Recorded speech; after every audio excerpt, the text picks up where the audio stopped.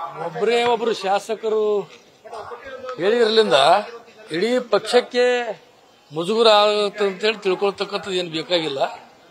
ಅವರು ಕೂಡ ಅನುಭವಿಗಳಿರೋದ್ರಿಂದ ಅವರು ಯಾವ ಆಧಾರದ ಮೇಲೆ ಆ ಪ್ರಕಾರ ಪ್ರತಿಕ್ರಿಯೆ ಕೊಟ್ಟರೆ ಗೊತ್ತಿಲ್ಲ. ಅವರು ಮುಖ್ಯಮಂತ್ರಿಗಳು ಕರೆದು ಮಾತಾಡಿ ಅದನ್ನು ಬಗೆಹರಿಸೋದ ಕೆಲಸ ಮಾಡ್ತಾರೆ ಅಂತ ಅವ್ರು ಹೇಳ್ತಕ್ಕಂಥ ರೀತಿಯಲ್ಲಿ ನಮ್ಮ ಭಾಗದಲ್ಲಿ ಯಾವುದೇ ಅಂತ ರಸ್ತೆಗಳು ಕೆಟ್ಟು ಹೋಗಿದಿರಬಹುದು ಅಥವಾ ಮತ್ತೊಂದು ಅವ್ರು ಹೇಳ್ತಕ್ಕಂಥ ಭ್ರಷ್ಟತೆ ನಮ್ಮಲ್ಲಿ ಇಲ್ಲ. ಪಾರದರ್ಶಕವಾಗಿ ಕೆಲಸ ಮಾಡ್ತಾ ಇದೆ. ಹಿಂದಿನ ಸರ್ಕಾರದ ಇದ್ದಂಥ ಬಿಲ್ಗಳು ಕೂಡ ಪ್ರಾಮಾಣಿಕವಾಗಿ ನಮ್ಮ ಸರ್ಕಾರ ಪೆಂಡಿಂಗ್ ಬಿಲ್ಗಳು ಕೂಡ ಕ್ಲಿಯರ್ ಮಾಡ್ತಾ ಇದ್ದಾರೆ. ಸರ್ಕಾರದಲ್ಲಿ ಯಾವುದೇ ಹಂತ ಭ್ರಷ್ಟಾಚಾರ ಇಲ್ಲ. ಪಾರದರ್ಶಕವಾದ ಆಡಳಿತ ಮುಖ್ಯಮಂತ್ರಿ ಸಿದ್ದರಾಮಯ್ಯನವರು ಮತ್ತು ಅವ್ರ ಸರ್ಕಾರದಲ್ಲಿ ಎಲ್ಲ ಮಂತ್ರಿ ಉತ್ತಮ ಕೆಲಸ ಮಾಡ್ತಾ ಇದ್ದಾರೆ. ಅದಕ್ಕಾಗಿ ಆ ಪ್ರಕಾರ ಯಾವ ರೀತಿಯಿಂದ ಹೇಳಿರೋ ಗೊತ್ತಿಲ್ಲ. ಅದರ ಬಗ್ಗೆ ಅವರು ಕೂಡ ಅವ್ರ ಹೇಳಿಕೆ ಪುನರ್ ಪರಿಶೀಲನೆ ಮಾಡಬೇಕಂತ ಹೇಳಿ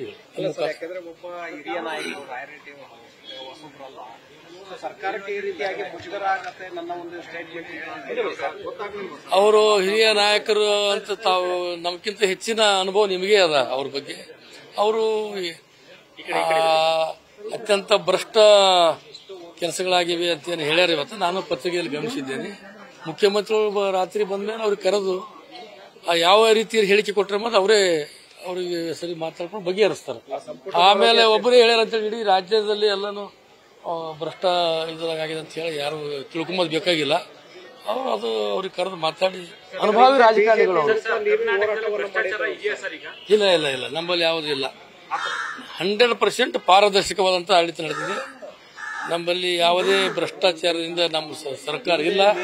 ಬಿಜೆಪಿ ಸರ್ಕಾರದ ವಿರುದ್ಧ ನಿರಂತರವಾಗಿ ಹೋರಾಟಗಳನ್ನು ಮಾಡಿದ್ರಿ ಸರ್. 40% ಕಮಿಷನ್ ಸರ್ಕಾರ ಅಂತ ಹೇಳಿ ಎಲ್ಲ ಮಾಡಿದ್ರಿ, PCM ಅಂತ ಹೇಳಿ ಮಾಡಿದ್ರಿ. ಈಗ ರಾಯರೆಡ್ಡಿ ಅವರು ಈ ಒಂದು ಸ್ಟೇಟ್ಮೆಂಟ್ ಡ್ಯಾಮೇಜ್ ಆಗ್ತಾ ಇಲ್ಲ. ಅದೇ ಒಂದು ಹೇಳೋದಲ್ಲ, ಒಬ್ಬರೇ ಒಬ್ಬರು ಹೇಳಿದ್ರಿಂದ ಇಡೀ ಸರ್ಕಾರದ ಭ್ರಷ್ಟಾಚಾರ ಮುಳುಗಿದೆ ಅಂತ ಹೇಳಕ್ ಆಗಂಗಿಲ್ಲ. ಅವ್ರು ಯಾವ ಆಧಾರದ ಮೇಲೆ ಯಾವ ಇದರಲ್ಲಿ ಹೇಳಿರೋ ಗೊತ್ತಿಲ್ಲ. ಮುಖ್ಯಮಂತ್ರಿಗಳೇ ಅವ್ರ ಸರಿ ಮಾತಾಡಬೇಕು. ಯಾಕಂದ್ರೆ 24 ಗಂಟೆ ಅವ್ರ ಸರಿ ಇರ್ತಾರ. ಅವರೇ ಬಗೆಹರಿಸಬೇಕು. ನ್ಯೂಸ್ ಫಸ್ಟ್ ನಿರ್ಭೀತಿಯಿಂದ ನಿಮ್ಮ ಪರವಾಗಿ.